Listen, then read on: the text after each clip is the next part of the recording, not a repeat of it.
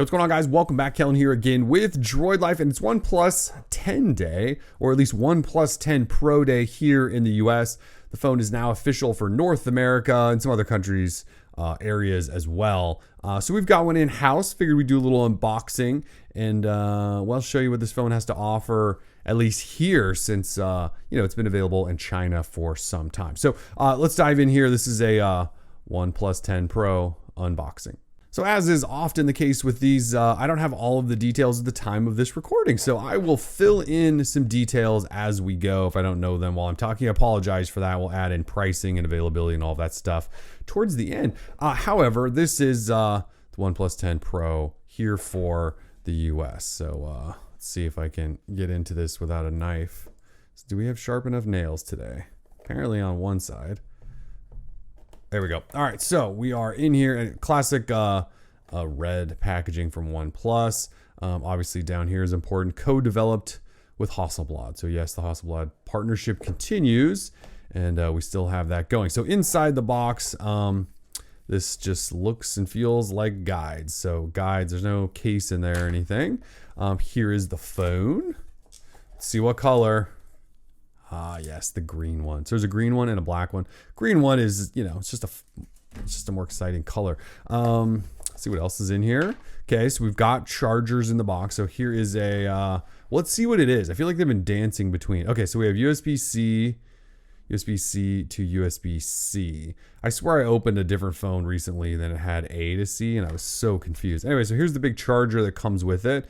It is 65 watt charging. So this phone does 65 watt wired charging. For some reason, I thought the Chinese version did 80 watt, or am I just making that up in my own mind? Anyway, this one does 65 watt wired and 50 watt wireless charging. It's Super VOOC, which is an Oppo thing, because once again, these guys are an Oppo company. So that does come in the box. Big deal, because everyone else is taking chargers out.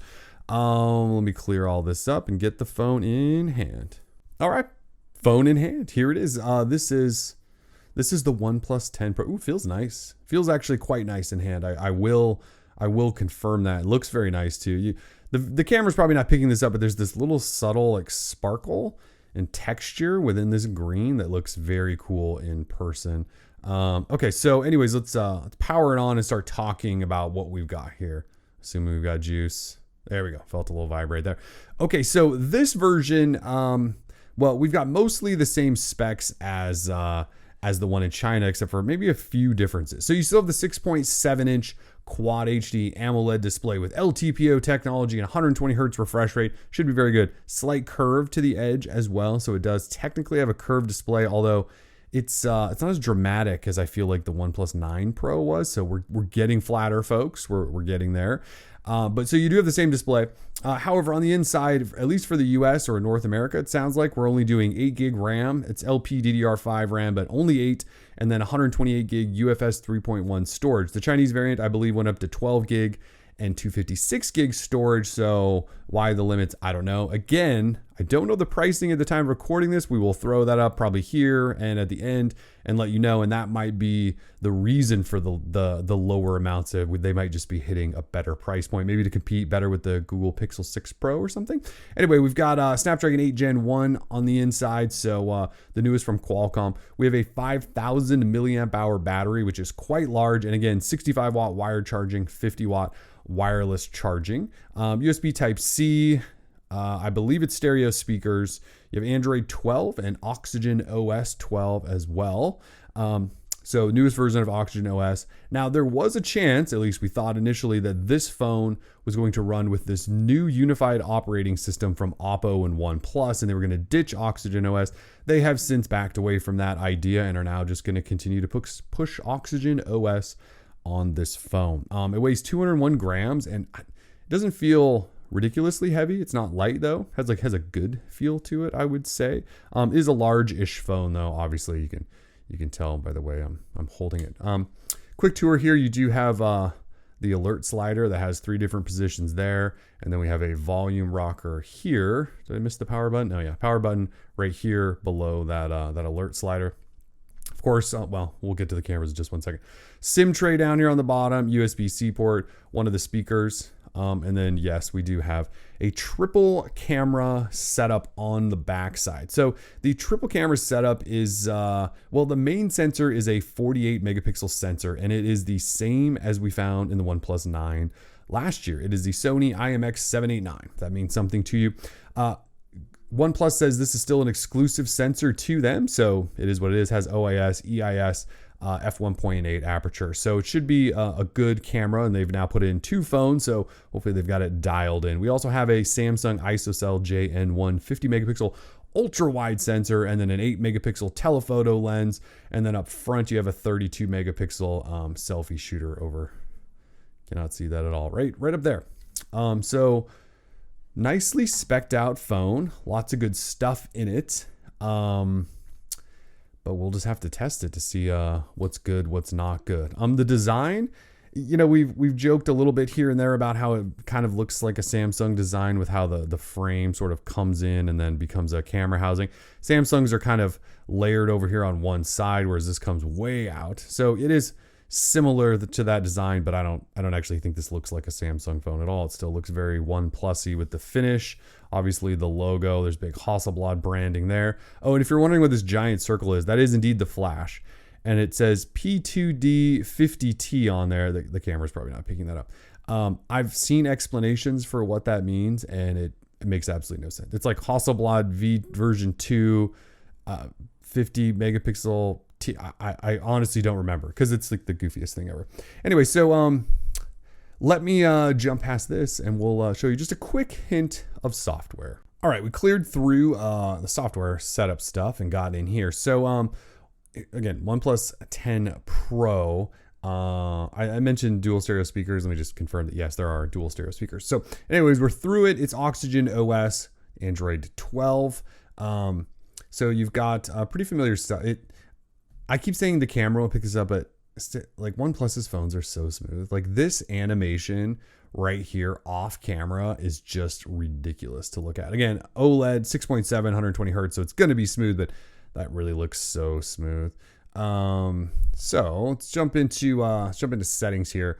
So in settings, this is again the latest version of Oxygen OS. I know it doesn't look anything like OnePlus's Oxygen OS from maybe 2 years ago, 3 years ago.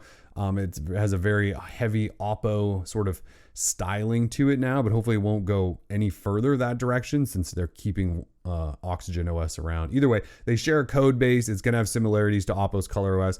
If you've never used Color OS, it's just a heavy-handed skin. Still looks pretty nice, though. I've used it a little bit. I actually don't mind it. So anyways, that's what we're looking at here. So not a ton to show you in here, but if we go into personalization, we're allowing lots of permissions. But some stuff in here from the always on clocks, you can change wallpapers, icons, and that stuff. The colors, this is the sort of theming of the system you can get into, which, you know, OnePlus has kind of had for a while and Android 12 just added. But so there's some personalization stuff that's cool. I always like to just look at the display settings because there's always just a ton of stuff. So natural tone display, automatically adjust screen color temperature according to ambient lighting. That's one of those things I believe the Apple kind of did first. Everyone sort of followed in, but OnePlus does it. And it's a pretty cool idea here. But you can see there's, you know, HDR and video. You can change the resolution up from full HD up to quad HD if you want. I might leave it there. Here's your high refresh rate, so max of 120 hertz. You can't lock it at 120, but this will try to do that, I believe. I don't think it's locked. It says a maximum refresh rate of. I think it's probably an auto thing where it adjusts depending on what you're doing, but either way, definitely would want to turn that on. So the other thing though I did mention was that it is Hasselblad 2.0. So if we fire up the camera, it's a familiar OnePlus camera experience. You have portrait and photo and video and night modes and all of that stuff. You can see the orange accents. I believe those are for Hasselblad stuff. But if we go over to more, there is a Pro mode up here, which has an H for Hasselblad, and this is your Pro mode. This is all the Hasselblad stuff here. There's some other stuff in there too. There's a whole bunch of new color processing and things like that this camera is capable of that they're really talking about. So if you're a camera nerd, there is lots of stuff to talk about with this. If you just want to straight up shoot with it, well, it should be a very similar experience to what we got with the OnePlus 9 Pro. Again, same sensor, the Hasselblad stuff is there, but if you don't shoot in Pro mode, you may not get all of the benefits there that they've built in, but you should still get a pretty good experience. And I thought the OnePlus 9 Pro camera was good. So there are two new features though.